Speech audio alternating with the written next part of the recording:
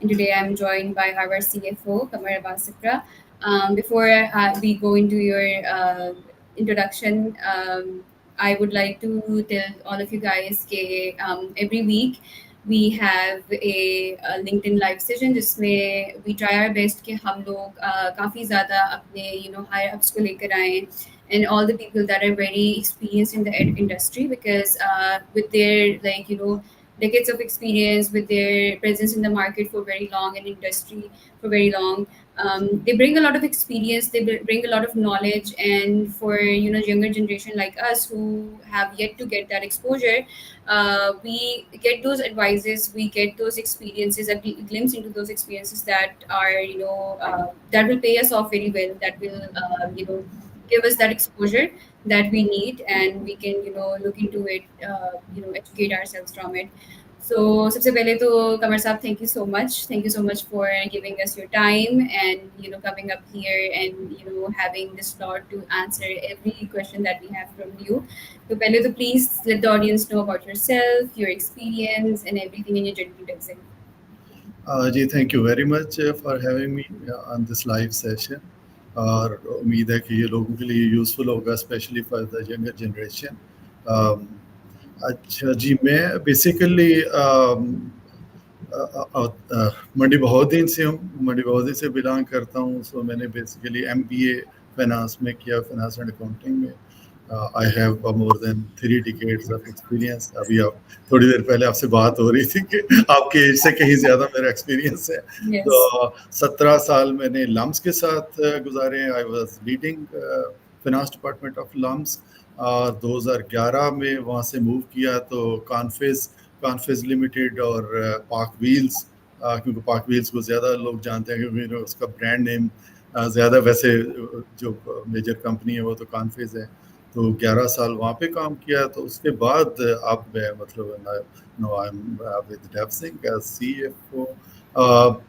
Advice तो मैं कर रहा था डेव सिंह को लास्ट ईयर नवंबर से, बट जून से मैंने फुल टाइम ज्वाइन कर लिया था। तो I'm here. Yes. Again, guys, before this live started, so I was talking to Sipra Saab and he was telling me about, his 3 decades of experience. So that makes me very happy that, we have these mentors above us that can always, give us the time and we can always learn from them. And so mostly for our LinkedIn, we always have, career oriented lives, and उसमें हम we're talking about कि अच्छा अपने career को आपको किस तरह boost करना है, non tech से tech में जाना है, tech से non tech में जाना है, and everything. But while we were brainstorming for what our next session should be, we thought कि Qamar Saab is the perfect person because I feel like a younger generation like us, we're still very not literate on taxes, finances, and how these things work. And also again कमर साहब के साथ यही बात हो रही थी कि इन departments के साथ हम जैसे एम्प्लॉयज़ का जो like I'm in marketing and a lot of we have a lot of developers and everyone like that, तो हमारा इतना interaction नहीं होता, but these departments are the backbone of the company and essentially the foundation of the company. And so हमारा जो topic है, it's all about कि orchestrating financial fusion, taxes and IT synergies. So the main purpose is कि we go on the basis of how these things work, क्या एक basic differences क्या हैं जो कि हम सबको पता होने चाहिए, and also to get advice from him on things that we usually don't understand. Taxes बढ़ जाते हैं, salaried employees के tax ज़्यादा हो जाते हैं. We don't understand that because we are yet to explore that side of how things work.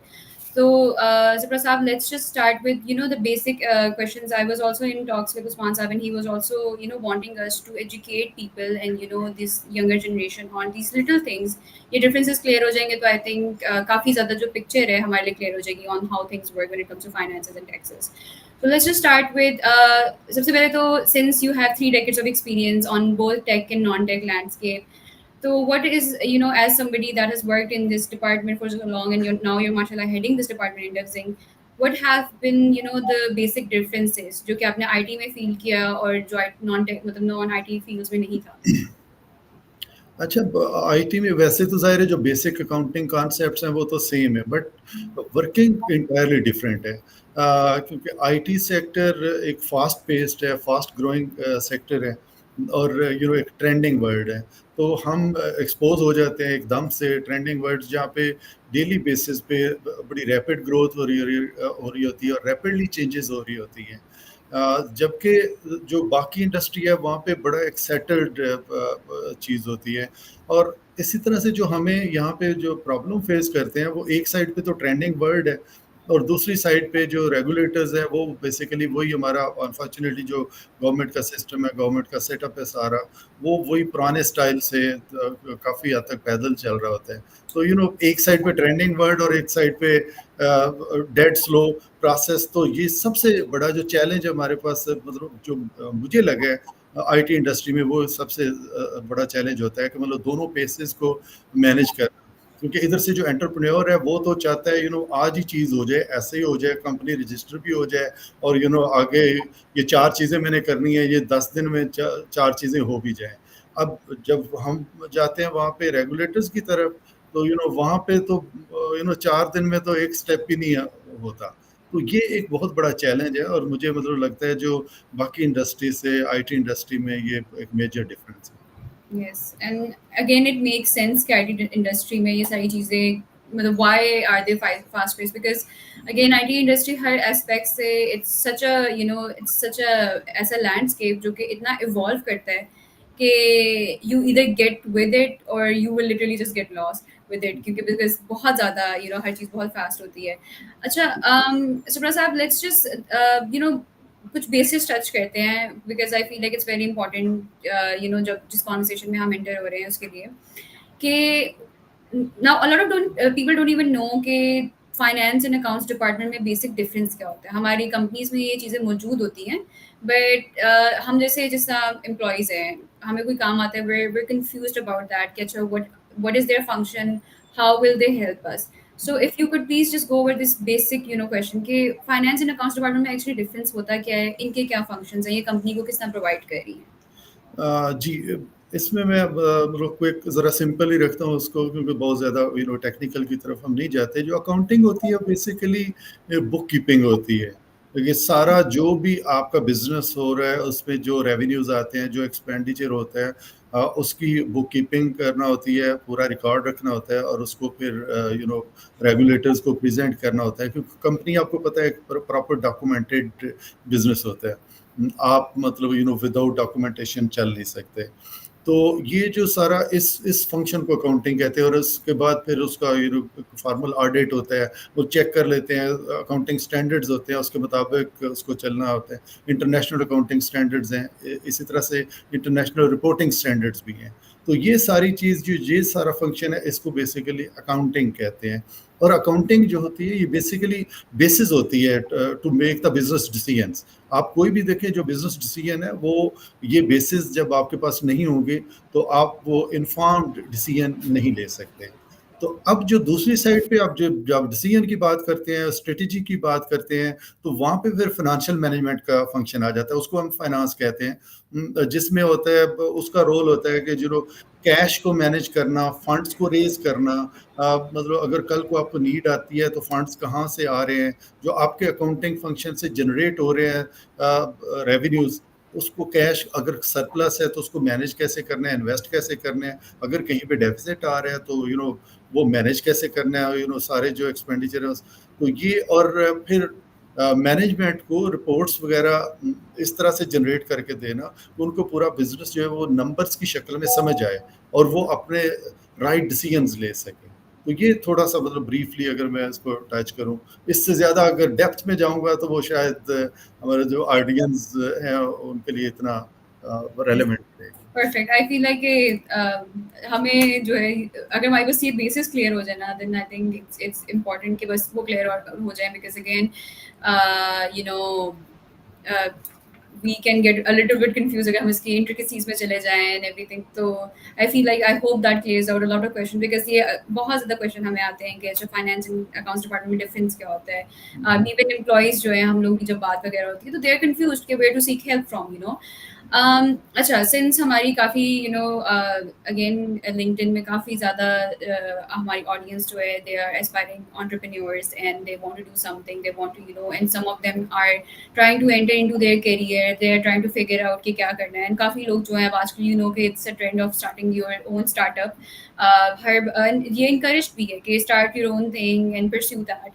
तो when somebody is starting that, when do you think, आपके ख्याल से कि सबसे जो राइट टाइम होता है एक स्टार्टअप के लिए कि वो अपनी एक फाइनेंस डिपार्टमेंट पे इन्वेस्ट करे and they bring in people that are looking over all of this work of finance? देखिए, आई वुड सजेस्ट कि राइट अवे, मतलब जो ही आप अपना काम स्टार्ट करते हैं तो उसी वक्त ही आपको फाइनेंस का बंदा जो है वो चाहिए होता है, ठीक है। अब देखें, एक आपको अपने सिर्फ जो इंडिविजुअल फाइनेंसिंग है वो तो आप मैनेज कर सकते हैं, आपको पता है सैलरी आई उसको स्पेंड कैसे करना है। तो जब आप ऑर्गेनाइजेशन की बात करते हैं वहाँ पे मल्टीपल ट्रांजैक्शंस हैं और मल्टीपल स्ट्रीम्स के से पैसे आपको आ रहे होंगे, और आपने उस सबको, जैसे मैंने अभी थोड़ी देर पहले कहा कि बुक कीपिंग रिकॉर्ड रखना है, आपने मतलब कंप्लाई भी करना है, रेगुलेटर्स को भी बताना है। तो वो आप में भी कोई महीना 2 महीने 4 महीने जब तक आपकी ट्रांजैक्शन नहीं हो रही, कोई कमर्शियल ट्रांजैक्शन नहीं हो रही, तो शायद आप सरवाइव कर सकते हैं विदाउट हैविंग एन अकाउंटेंट। तो वैसे ही है कि मतलब राइट अवे ही आपको ज़रूरत पड़ जाती है। और दूसरा, जो ही आप समझें कि आपने एक स्टार्टअप मतलब बनाया और आपने ट्रांजैक्शन उसमें स्टार्ट हो गई हैं और आप समझते हैं कि this is going to be a business, जिस वक्त आपको ये रियलाइजेशन हो जाए कि भाई ये तो चल पड़ा काम, तो राइट अवे आप मतलब उसको ऑर्गेनाइज करना शुरू कर दें। जो जो स्टार्टअप और ऑर्गेनाइजेशन में एक मतलब फ़र्क होता है वो ये होता है कि स्टार्टअप में एक या दो या तीन दोस्त बैठते हैं, वो बैठ के डिसीजन लेना शुरू कर देते हैं, चीज़ों को करना शुरू कर देते हैं, ठीक है। अब वो जब ट्रांसलेट होना शुरू हो जाती हैं इन कमर्शियल ट्रांजैक्शंस, तो उसके बाद फिर उसको ऑर्गेनाइज करना बहुत ज़रूरी होता है। अगर ऑर्गेनाइज आप नहीं करते, वही जो चंद लोग बेसिकली जो कि कोई या तो टेकी गाइज होंगे या कोई और किसी प्रोफेशन में हैं, तो उनकी वो अपनी तो एक्सपर्टीज़ होगी, बट जो एडमिनिस्ट्रेशन की, फाइनेंशियल मैनेजमेंट की और अकाउंटिंग की उनकी एक्सपर्टीज़ नहीं होगी, तो वो थोड़ा अरसा गुजरेगा तो वो चीज़ें मैसअप होना शुरू होंगी, हो जाएंगी, और उसके बाद फिर उसको ऑर्गेनाइज करना जो है डिफ़िकल्ट होता है। तो शुरू में ही अगर आप किसी एक प्रोफेशनल को एंगेज कर लेते हैं और ऑर्गेनाइजेशन बाकायदा जो स्ट्रक्चर्ड ऑर्गेनाइजेशन वो बना लेते हैं, तो ये बहुत ही आपके लिए बेनिफिशियल होता है, क्योंकि लेटर ऑन वो आपका जो जो ब्रेन का एक सर्टन पार्ट है वो नहीं उसको कंज्यूम कर रहा होता। अब वो मतलब कोई भी बंदा कर रहा होता है और आपका पूरा जो फोकस है अपने बिजनेस ग्रोथ पे और बिजनेस डेवलपमेंट पे होता है। Hmm.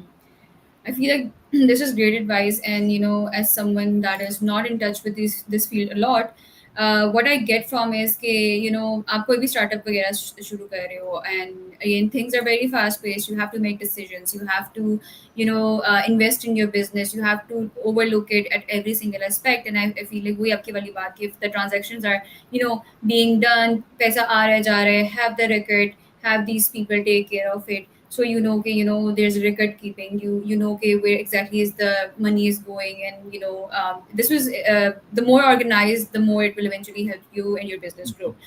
अच्छा, again a very interesting question is कि जो finance department होती है, who do they report to, and अगर वो जिसको भी for example if we say कि CEO को report करें, तो फिर वो CEO को क्यों report करते हैं? अगर इसमें you can elaborate on that. अच्छा, सीईओ को ही रिपोर्ट करता है जो फाइनेंस हेड होता है, बेसिकली वो सीईओ को रिपोर्ट करता है। तो सीईओ को इस वजह से रिपोर्ट करता है, तो बेसिकली जो सीईओ ही गाय है जो बेसिकली बिजनेस को भी ड्राइव कर रहा है और जो उसका कमर्शियल एस्पेक्ट भी देख रहा है, ठीक है। उसी ने डायरेक्शन देनी है, उसी ने आगे डिसीजन लेने हैं, और उसी ने जब डिसीजन लेने हैं तो वो बेसिकली उसको किस तरह से डेटा चाहिए, किस तरह से उसको अपना बिजनेस नंबर्स की शक्ल में समझ आता है, वो मतलब वही सही तरह से बता सकेगा। क्योंकि अगर वो उसको थोड़ा स्प्लिट कर देगा नीचे, तो वो डिफिकल्ट होगा, जो मिसकम्युनिकेशन के बहुत ज़्यादा चांसेस होते हैं। तो अगर वो डायरेक्टली इंटरेक्ट कर रहा है तो एक तो समझ लें कि जो फाइनेंस टीम है या फाइनेंस डिपार्टमेंट, उसको बेसिकली कंट्रोल में रहना चाहिए किसी भी ऑर्गेनाइजेशन पे, और वो मतलब उसी के थ्रू सीईओ जो होता है वो भी कंट्रोल में रहता है, जो ऑर्गेनाइजेशन होती है। तो ये कंट्रोलिंग जो फैक्टर है ये बड़ा इम्पॉर्टेंट है। तो ये और ये तभी होगा अगर वो डायरेक्टली वो बंदा जो है उसको रिपोर्ट कर रही होगी फाइनेंस टीम। अगर उसको मतलब पता ही नहीं है कि मेरे जो नंबर्स हैं वो कहाँ जा रहे हैं, मेरे फाइनेंसेस, मेरे कैश फ्लो की क्या सिचुएशन है, मेरी बैलेंस शीट में क्या है, हम्म, तो वो कैसे उसको पता चलेगा कि मैं क्या जो जो कर रहा हूँ बिजनेस वो सक्सेसफुली कर रहा हूँ या नहीं कर रहा, या आगे जो मैं डिसीजंस ले रहा हूँ इसके इम्पैक्ट क्या होने जा रहे हैं। तो वो तो ग्रेजुअली हर महीने, हर हफ्ते अपनी जो डिसीजंस हैं उनका इम्पैक्ट देखता जाएगा, और वो हम्म, साथ साथ अपने जो डिसीजंस हैं उनको रिफाइन करता जाएगा, चेंज करता जाएगा, तो सही वो ऑर्गेनाइज्ड मैनर में अपनी ऑर्गेनाइजेशन को आगे लेके जाएगा। हम्म। I mean, absolutely makes sense. And you being the head of you being the CFO of our company, we really think the finances and everything is in right hands. And I again just I was talking to Usman Saab about the live and the session, and so he had great things to say about you. So I feel ji. like having a good team also really adds to it, and it also obviously benefits the business. अच्छा, एक question ये है कि अच्छा we have two questions. एक so one question is कि salary का कौन सा जो पार्ट होता है वो टैक्सेबल होता है, ठीक है?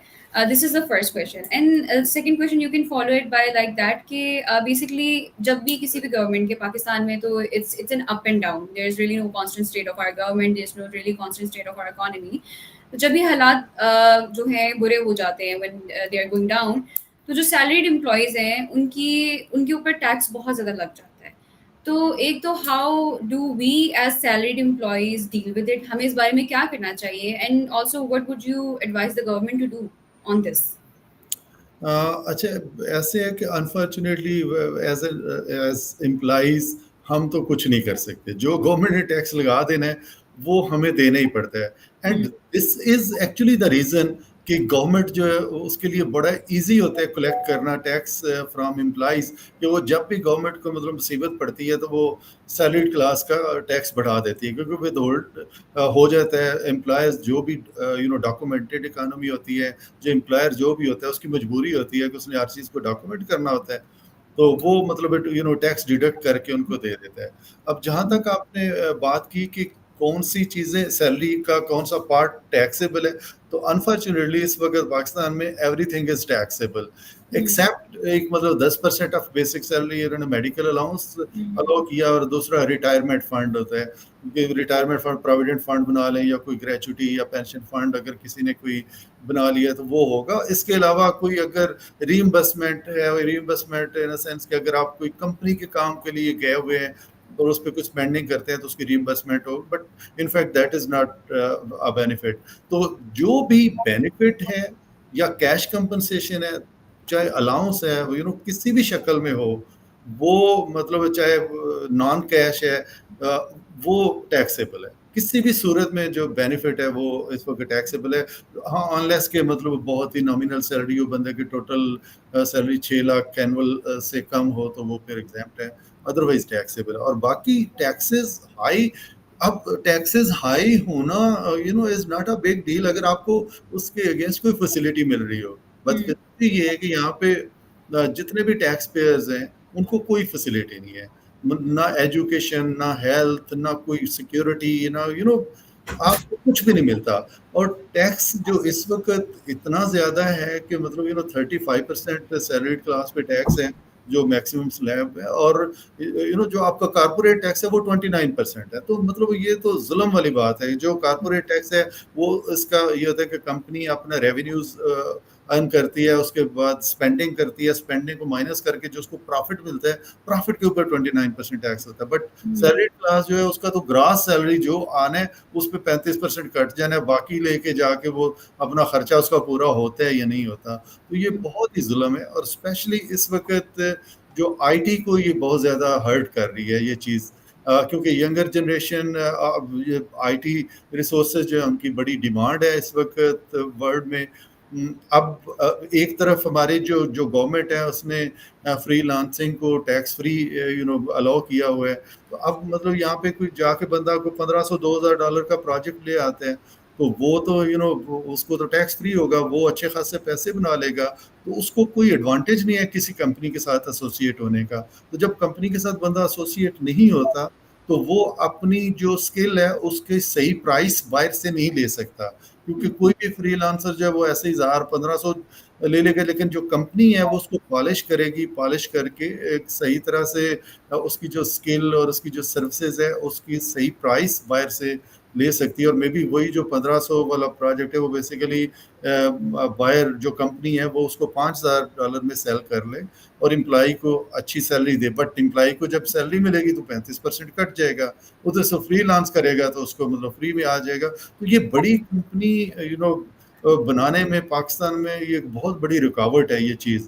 अब गवर्नमेंट को इस चीज़ पे सोचना चाहिए कि सैलरीज, एक तो मतलब सैलरीज क्लास को रिलीफ दे, क्योंकि उनको बेनिफिट तो वो कोई दे नहीं रहे। तो टैक्स इतना ज़्यादा जुल्म वाली बात है। Hmm. तो और मैं मतलब ख़ास तौर पे मेरे जैसा बंदा जो इतने सालों से सैलरीड पर्सन हूँ, इतने सालों से टैक्स दे रहा हूँ, और मुझे पता है कि आज तक मुझे गवर्नमेंट ने कभी कोई बेनिफिट नहीं दिया।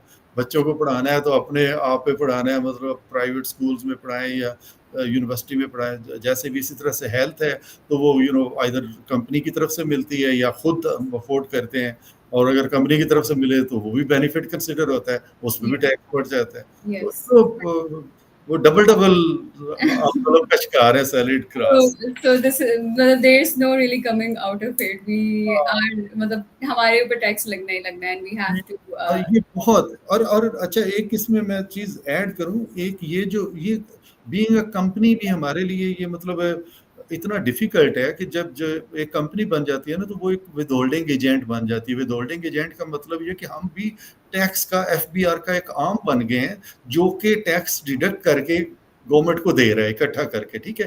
अब वो खाली सैलरीड क्लास नहीं है। जब अगर किसी वेंडर से कोई सर्विसेज़ लेते हैं या कोई किसी वेंडर से हम कोई गुड्स वगैरह परचेज करते हैं, तो हम उसके ऊपर भी हमें टैक्स विथहोल्ड करना होता है। अब ये सारी दुनिया में खासतौर पे जो डेवलप वर्ल्ड, मतलब अगर मैं क्योंकि मैं यूएस में बहुत सारी कंपनीज को एस्टेब्लिश भी किया है, रन भी किए है, तो मैं अगर मतलब वहाँ से कंपेयर करूँ तो उनको इस चीज़ से कंसर्न नहीं होती कि जो बंदा पेमेंट कर रहा है वो विथहोल्ड करके दे। उनको सिर्फ ये होता है कि हमें सिर्फ बता दे कि हमने फलां बंदे को पेमेंट की है। वो जाके उस बंदे को पकड़ेंगे जिसका बिजनेस है या जिसको वो पेमेंट हो रही है, जिसका वो रेवेन्यू है।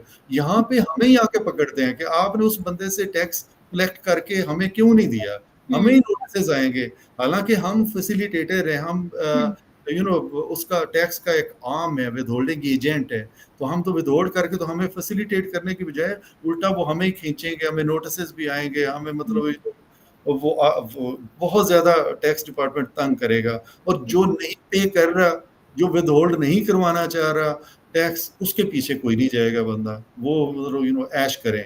जो डॉक्यूमेंटेड नहीं है वो yeah. यहाँ पे उनकी मौजें हैं। Yes. So this whole I feel like this whole conversation is like काफ़ी ज़्यादा गवर्नमेंट लेवल पे काफ़ी ज़्यादा uh, बड़े प्लेटफॉर्म्स में this needs to be talked about because again वही आपकी वाली बात कि एक सैलरीड जो बंदा होता है they suffer the most out of it we have to pay taxes because this is again the way people are earning. They are the breadwinners of their house, and so we can't even put up a fight against this to the government because at the end of the day we need to earn. We This is something that we have to surrender to.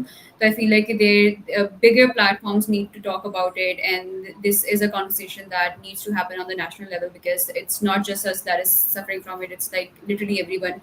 And काफी बच्चे market में इस वक्त enter कर रहे हैं, सारे बच्चे जो हैं they are trying to get into their careers, trying to make a living out there. And when we have circumstances like these, they can be very discouraging. And yet, but these are something that this is something that we have to surrender to, given the whole infrastructure of taxes and everything. अच्छा, इसमें इसमें इसमें मैं थोड़ा-सा add करना चाहूँ कि हमें बेसिकली सरेंडर नहीं करना चाहिए। ये एज़ अ नेशन हमारी अनफॉर्चुनेटली एक हैबिट हो गई कि जिसको वो बर्डन जिस पे डलता जाए वो चुप करके सहता जाए। ये ऐसे होना नहीं चाहिए। हमें भी we need to stand up and say कि भई ये क्या तमाशा है। हम दे रहे हैं तो आप हमारे ऊपर ज़ुल्म करते ही जाएँ, जो नहीं दे रहे हैं मतलब वो ऐश करते जाएँ, तो दिस इज़ नॉट ऑन। हमें भी बेसिकली इकट्ठे होना चाहिए। जो एम्प्लॉइज़ हैं, जो सैलरीड क्लास है, हमें इकट्ठे होना चाहिए, हमें एजिटेट करना चाहिए, हमें रेज़िस्ट करना चाहिए, हमें मतलब गवर्नमेंट को फ़ोर्स करना चाहिए कि they must change the rates of taxes, they must change their laws. मतलब ये तो कोई बात नहीं है ना। आप देखें कई दफ़ा ये बात होती है, पिछले दिनों भी यहाँ पे एक अपने कुलीग से बात हो रही थी, तो वो मुझे कह रहा था कि जी वो फलां है तो उस टैक्स विद होल्ड करते हैं, तो वो तो कहता है मैंने तो टैक्स नहीं देना, आप ही कास्ट इसकी लो। तो ये तो एक नाम है जी, कोई नहीं टैक्स लो। मैंने कहा देखो हार्डली को 2 या 3% लोग हैं जो टैक्स देते हैं, तो अगर नाम की बात है तो इसका मतलब 97% लोग जो कर रहे हैं, इसका मतलब वो नाम है। So not paying tax is the नाम ओवर हियर। Yes. तो मतलब एक अगर वो नाम है तो फिर हमें डिसाइड करना होगा कि हमने वो Hmm. 97% का हिस्सा बनना है या 3% का। बट मसला ये है कि अगर हम वो 3% का हिस्सा बन गए हैं, Hmm. अगर हम टैक्स नेट में आ गए हैं, तो बजाय इसके कि आप हमें फैसिलिटेट करो, आप कहो कि यार आप लोग तो बहुत ही अच्छे हो, Hmm. सर्व कर रहे हो, उल्टा मतलब हमारे ही नोटिस हमें ही पकड़ो, हमें ही मतलब ये सारी प्रॉब्लम्स भी फेस करना पड़ती Yes. है। ये we need to stand up and से नो कि भी ये इनफ Hmm. इज। तो Yes. ये मेरा ख्याल है ये भी हमें माइंडसेट चेंज करने की जरूरत Yes. है।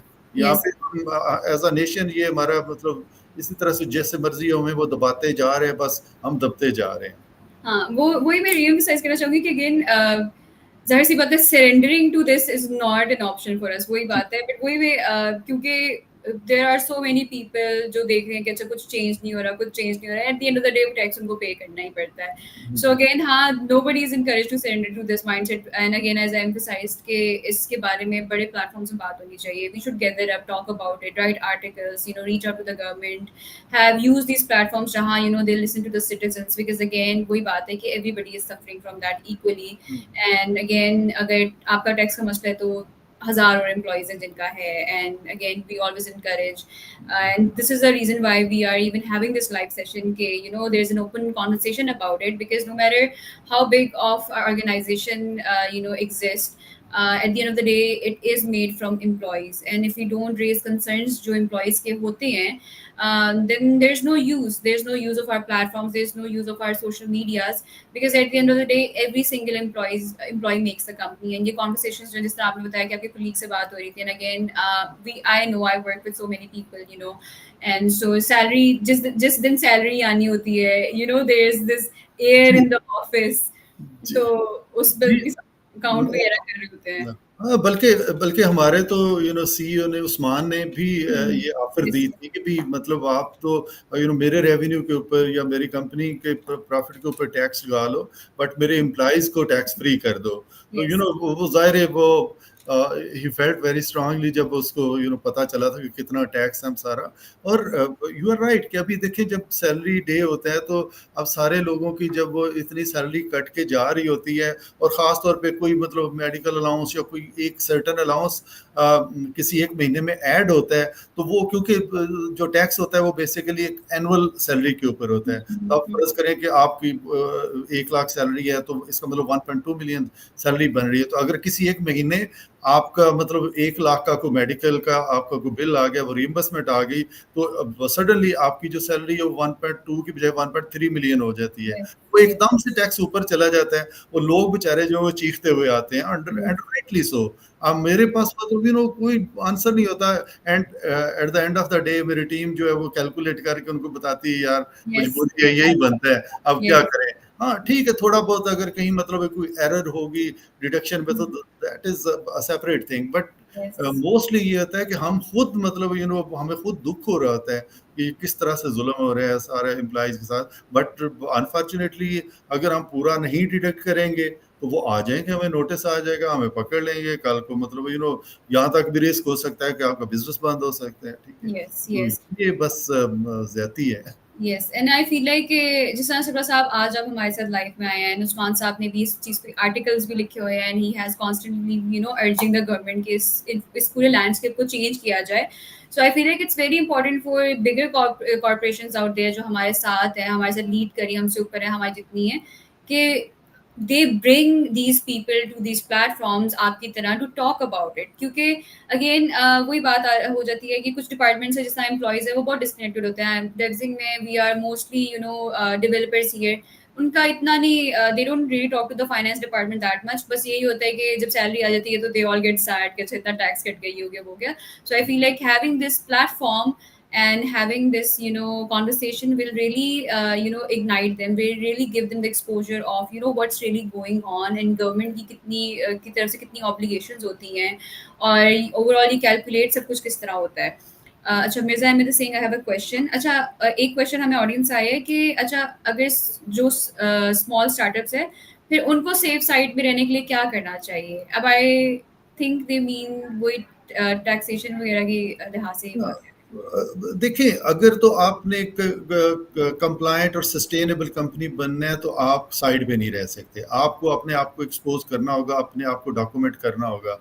एंड देखिए, अगेन मतलब although government is unfair, at least in our case, Pakistan में ये अनफॉर्चुनेट पार्ट है। बट देखिए, सस्टेन करने के लिए आपको सीधे और मुश्किल रास्ते पे ही चलना पड़ता है। तो वो मैं कभी भी एडवाइस नहीं करूंगा, अब ज़ाहिर है, मैं अब यहाँ पे नाम नहीं ले सकता, एग्जांपल्स हमारे पास बड़ी हैं। देखिए, eight the end of the day, अब यहाँ पे बिजनेस में आप भी देखेंगे तो जो जो सैयद बाबर अली या पैकेजेस ग्रुप है या दाऊद ग्रुप है या इस तरह के और भी जो आपके सामने आईटी में अगर आप देखें, सिस्टम्स है, नेटसोल है, कॉन्फेज है, और अभी अल्हम्दुलिल्लाह अब डेवसिंक इंशाल्लाह in future is going to be a public company. तो ये इस किस्म की जो सारी कंपनी है यही सस्टेन करेंगी, यही बड़ी कंपनी बनेगी। ठीक है, जो छोटे मोटे मतलब साइड पे होके टैक्स टूक्स बचा के, तो वो कुछ अरसे तक तो आप चल जाएंगे, ठीक है, लेकिन उसके बाद एक सर्टन लेवल के ऊपर नहीं आप जा सकते, आप सस्टेन नहीं कर सकते for longer term.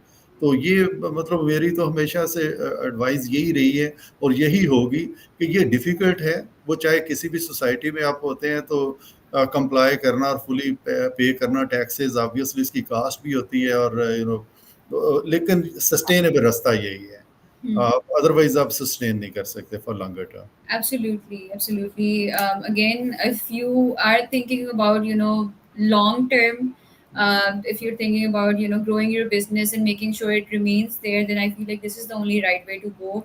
Even though, yes, हमारा landscape जो है, when it comes to taxes and everything, it's very, it has a lot of loopholes. It has a lot of things that needs to be worked on.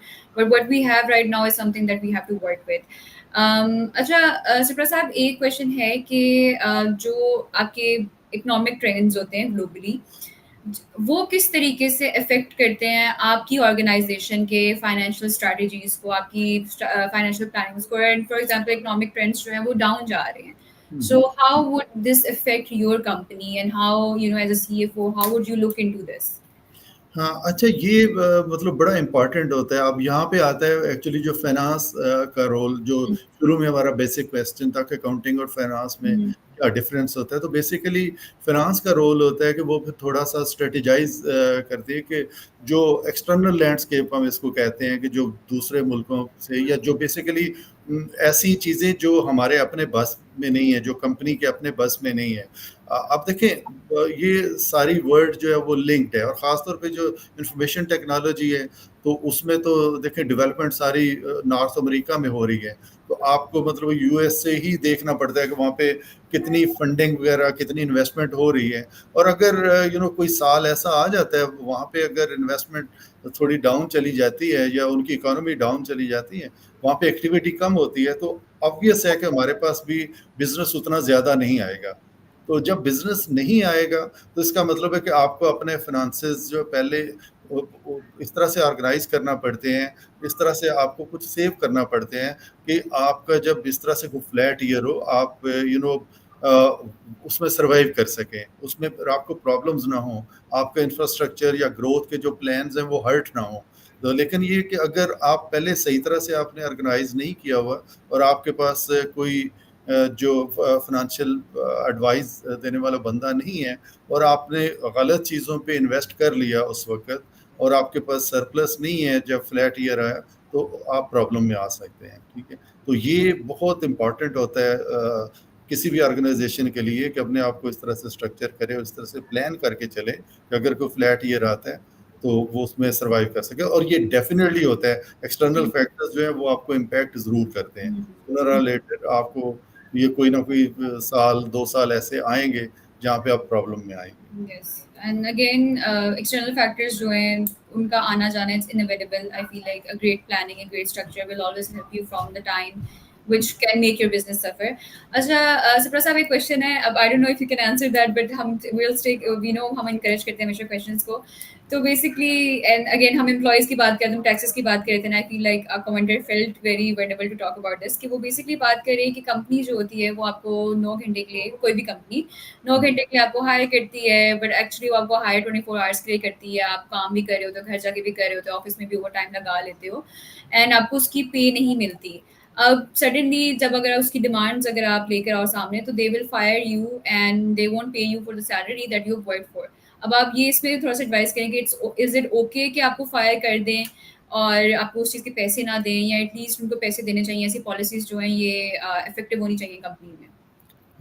अच्छा, एक एक तो ये है कि मतलब 9 आवर्स का मतलब इनफैक्ट 8 आवर्स ही होता है, क्योंकि एक एक घंटा तो हमें खाना शाना खाने में या नमाज पढ़ने में या मुख्तलिफ चीज़ों में, सो effectively that is 8 hours.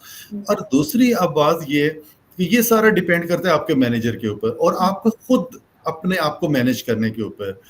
Sometimes ये मतलब कुछ लोग होते हैं वो बड़े अच्छे तरीके से मैनेज करके 8 आवर्स में उतनी प्रोडक्टिविटी दे देते हैं कि वो हम्म। मतलब उनको ज़रूरत नहीं पड़ती।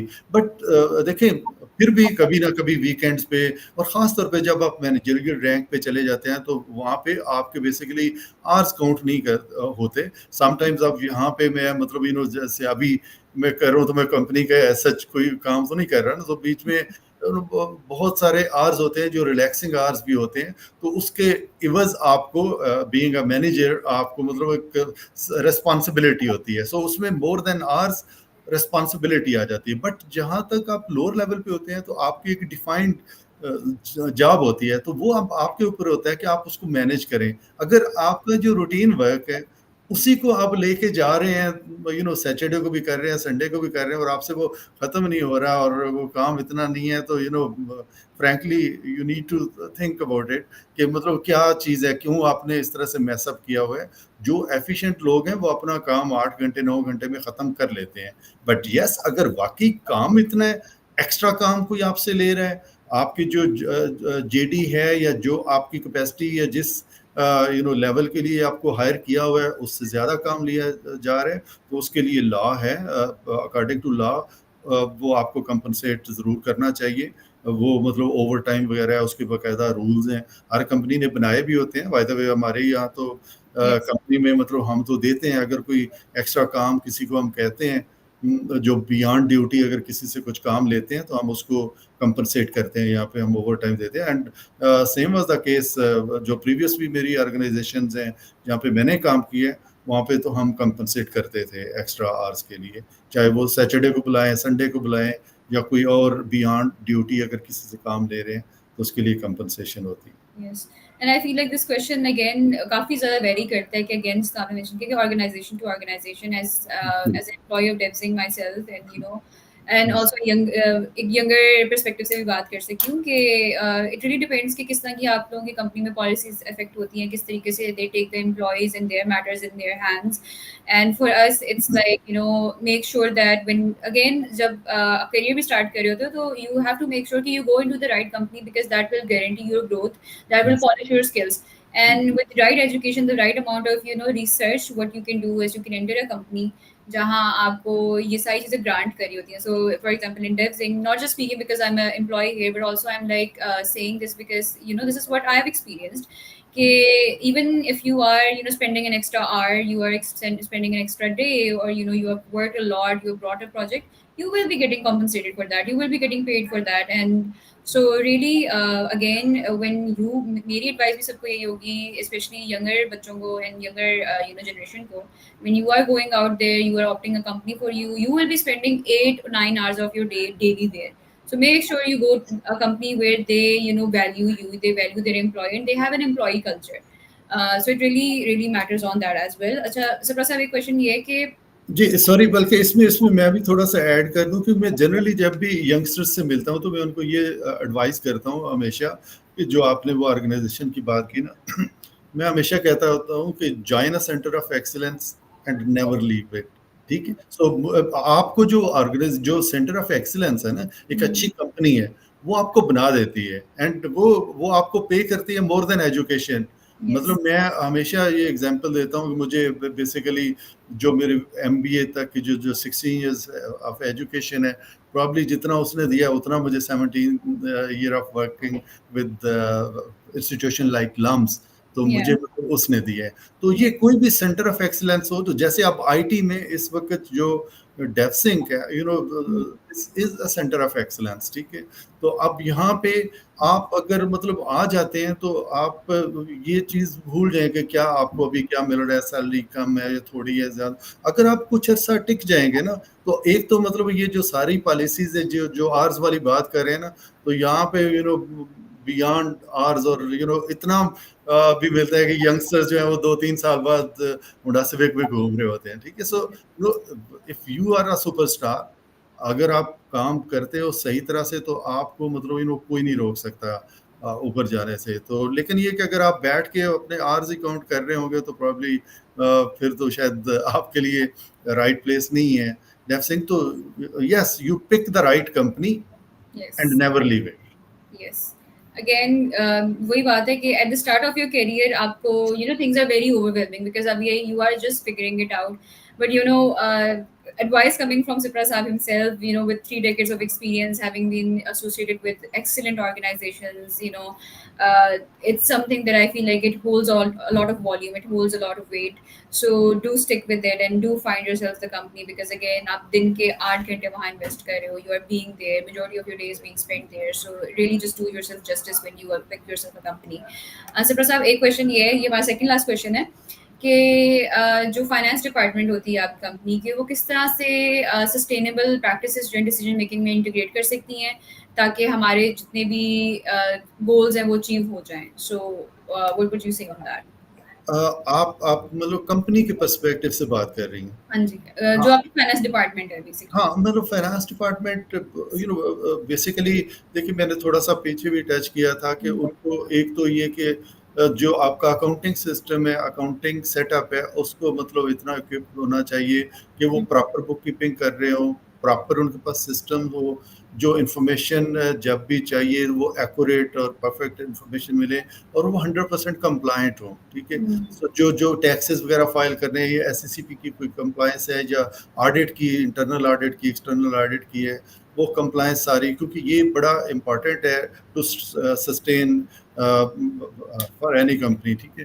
तो अगर ये सारी चीज़ें परफेक्टली नहीं होगी तो ये बेसिकली उनके की परफॉर्मेंस इंडिकेटर्स भी होते हैं कि वो मतलब बुक कीपिंग प्रॉपर टाइमली कर रहे हैं, 100% कंप्लायंट हैं, उनके ऑडिट्स वगैरह टाइमली हो रहे हैं, ठीक है। और सिमिलरली जो फाइनेंस टीम है वो अपना मतलब गोल बनाए कि जी अगर कोई फ्लैट ईयर आ जाता है तो उस ईयर से हमने कैसे निकलना है, कैसे सर्वाइव करना है, कैसे हमने अच्छे साल से विदाउट हर्टिंग द ग्रोथ किस तरह से सेव करके कोई किटी में रखना है, और उसको अगर कोई रखा हुआ है तो वो कैसे, क्योंकि अगर कोई भी आपके पास सरप्लस हो, फंड हो, वो पड़ा रहे तो जिस तरह से इन्फ्लेशन आपका होता है तो उसकी वैल्यू कम होती जाती है, ठीक है।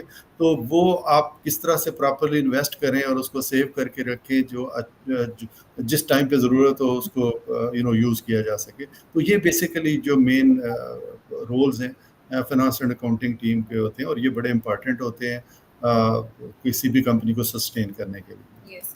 अच्छा, एक क्वेश्चन है, आई क्विकली आंसर दैट कि बेसिकली उन्हीं का मिर्जा अहमद का दोबारा हमें आया क्वेश्चन कि बेसिकली कि आई अंडरस्टैंड दिस बट मैंने काफ़ी ज़्यादा इस प्रॉब्लम को फेस किया है कि कंपनीज आपको पे नहीं करती बिकॉज दे से कि आप पार्ट टाइम वर्क भी कर रहे हैं and then they will fire you on that. So again, I feel like this question really relies on, and the answer really relies on कि अभी company की क्या policies हैं. If the company has solid policies on कि you cannot work with any company that can be a potential competition, and if they are very absolute on those terms and you have signed and you've signed the NDA, you've signed the contract, then you are obliged to not work part time.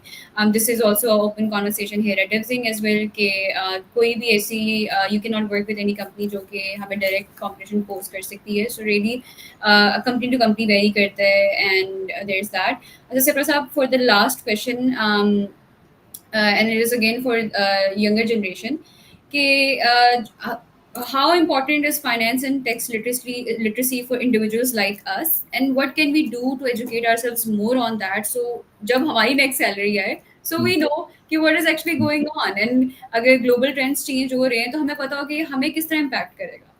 हाँ, मतलब इसमें ज़ाहिर है एक तो understanding जो है देखिए understanding of law her citizen की रिस्पॉन्सिबिलिटी होती है, ठीक है? क्योंकि आप बाय रोड पे जा रहे हो तो आपको कोई आके नहीं बताएगा कि रेड सिग्नल पे रुकना है। सो बेसिकली आप जब बाहर निकलते हैं, रोड पे जाते हैं तो आपको पता होना चाहिए कि रेड सिग्नल पे रुकते हैं, ठीक है? तो ये तो मतलब बेसिक है। So same is the case कि सैलरी जब आप मतलब सैलरी आपकी स्टार्ट हो गई है तो आपको बेसिक अंडरस्टैंडिंग होनी चाहिए। आप उसमें थोड़ा-सा लॉ वो 1-2 सेक्शंस हैं, बड़ी छोटी-सी 2-4 पेजेज़ हैं, उसको बंदा पढ़ ले तो बिल्कुल क्लियरली समझ आ जाता है कि टैक्सेस वगैरह किस चीज़ के ऊपर हैं, सैलरी के कौन से पार्ट्स पे टैक्सेस हैं, कौन से नहीं। वो तो वैसे जनरली मैंने आपको बता ही दिया है, Yes. Almost everything is taxable, Yes. Every benefit is taxable, तो there is hardly any exemption. तो एक तो मतलब ये चीज़ कि खुद ये बड़ा ज़रूरी है लोगों को अंडरस्टैंड करना, बजाय इसके कि आप मतलब रेड सिग्नल ब्रेक करें और खुदा न खास्ता एक्सीडेंट और फिर आप सरप्राइज़ हों। लेकिन Yes. आपको पहले ही पता होना चाहिए कि नहीं रेड सिग्नल पे रुकते हैं। तो इसी तरह से टैक्सेस और या कोई भी लॉज़ हैं, तो उनको पढ़ना ज़रूरी है।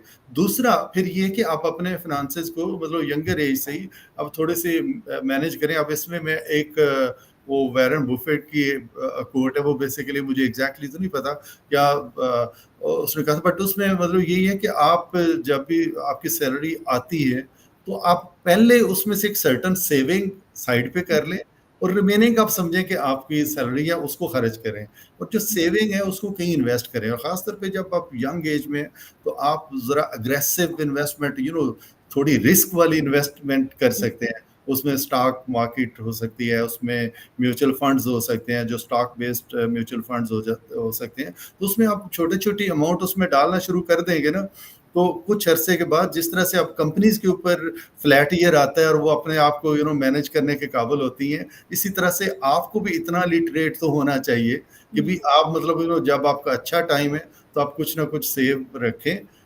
जाके अगर कहीं पे कोई फ्लैट ईयर आ जाए, तो आपके पास कुछ ना कुछ सेविंग हो। और वो सेविंग बाय द वे ऐसे ही होता है कि अगर आपने उसको प्रॉपर कहीं इन्वेस्ट किया हो ना, तो वो बाद में जब मल्टीप्लाई होती है इतना रैपिडली होती है, आपको आइडिया नहीं होता। बाद में अभी आप समझते हैं कि शायद 2000 4000 में साइड पे करूँगा तो क्या फ़र्क पड़ेगा? Yes. बहुत फ़र्क पड़ता है। तो लॉन्गर टर्म में वो एक ह्यूज अमाउंट बन जाती है, आपको रियलाइज़ेशन ही नहीं होती। तो Yes. ये मेरी मतलब सॉर्ट ऑफ एडवाइस होगी यंगस्टर्स को। सो थोड़ा-सा लिटरेट होना फॉर टैक्सेस, फॉर लॉ और फाइनेंशियल मैनेजमेंट, ये हर किसी के लिए ज़रूरी है। Yes. And thank you so much, Sipra Saab, for coming to this live and answering a lot of questions. As we had a lot of audience, engaging with us, and to educate us on finances, taxes, and these departments of the organizations, and really how they are backbone, and educating us about the external trends जो कि सारे inevitable होते हैं किसी भी organization के लिए face करने के लिए. And also the last advice was perfect. We are younger generation, we tend to make spontaneous decision, but अगर वो spontaneous decisions हम लोग अपनी positive side में ले लें, and we save up for our future, and we are very mindful with our the way we put our money into things, I feel like we'll see ourselves in a very safe place, very good place in future, inshallah. But thank you so much, Sipra Saab, and thank you so much to our audience for joining us in this LinkedIn Live. Inshallah, we'll be having another LinkedIn Live next week with a new guest. And again, I hope that was educational for you. This was educational for you, and we'll remain doing this. So thank you so much, Allah Hafiz. And Okay, Allah Hafiz. Thank you very much for